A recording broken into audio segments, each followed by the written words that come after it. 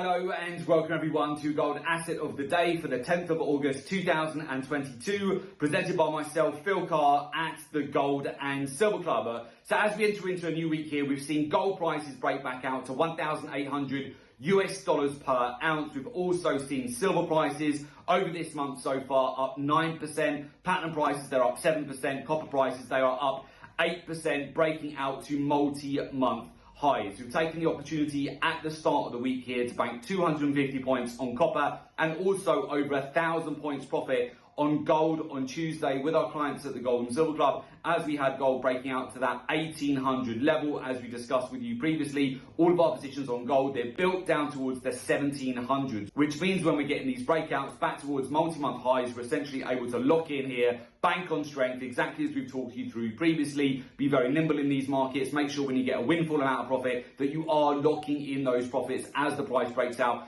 in your direction, especially as we have the CPI data on Wednesday. So what we're seeing at the moment is the typical cycle as you go into a major news item. You're seeing a bit of caution now, bit of risk off in the market. Gold is starting to see some profit taking and roll back down towards that 1790 level at the moment. And of course, if you go back to previous CPI datas over the course of this year, each time we have that news item, typically we tend to see outflows in the lead up to that news item, then a breakout subsequently later on in the session. In fact, on the last CPI data, we saw gold price under a lot of pressure in the lead up to that data and over a 500-point breakout to the upside. The same as we saw from the European Central Bank and the FOMC statement. Capital is flowing out in the lead up to those major central bank news items, and then once we actually get the news out of the way, you get a slingshot move higher for the metals. Now, with respect to the ranges on gold I've been looking at over the course of this week, I'm looking at support to be coming in at $1,770 per ounce, and then resistance up towards 1812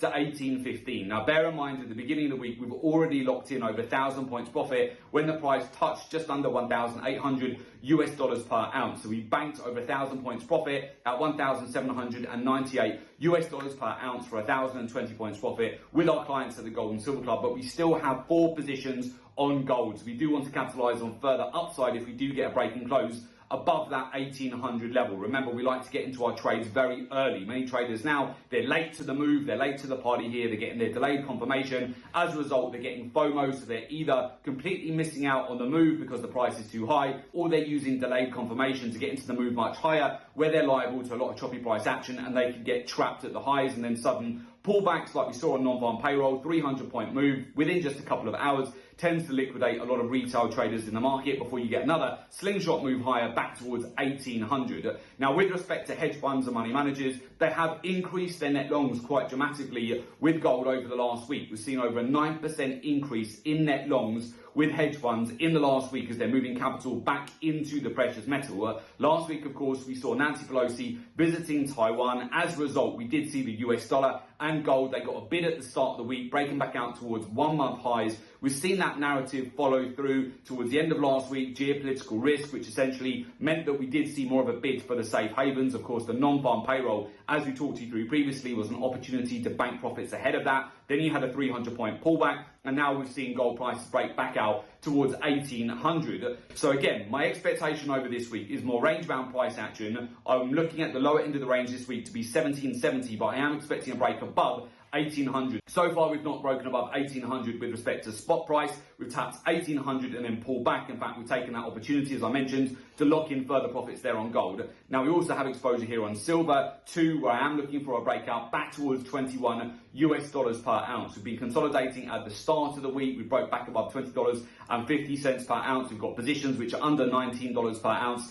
on this market. Hedge funds and money managers in the last week, they increased their overall net long position by 4% on this market. So if we can get a breakout, I want to look to start scaling out more profits with our clients at the Gold and Silver Club on this market as well. So again, the major news item we have coming up today is the CPI data. That's at 1:30 London time. That is likely going to be a catalyst for large volatility. So again, the name of the game there for ourselves is the bank on strength. If we get a break above the 1,800, start making a move to 1,810, 1,815, then I'm looking to lock in more profits on our 4 positions. If we get a pullback, for example, back down towards the 1,770 level, that might be an opportunity for you to look at for support to come back into gold, as we've seen multiple times over the last week. So with that, if you would like to learn the research-driven approach to the market, Ditch those outdated technicals and gimmicky technical analysis strategies. If you do find yourself just sitting on the sidelines, or you've been stopped out of these markets, or you're getting delayed confirmation where you're only just getting your buy confirmation where the price is already broken out towards 1800, I would suggest you are using outdated strategies. There's much better ways